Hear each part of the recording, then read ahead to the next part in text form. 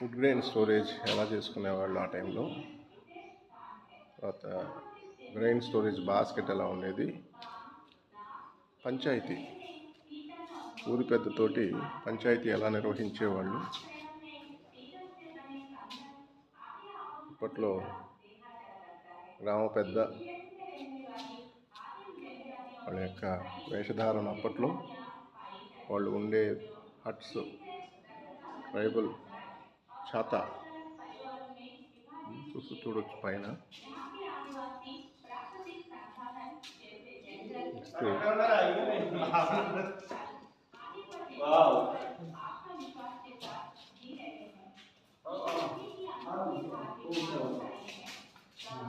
Beautiful panchayat అండి.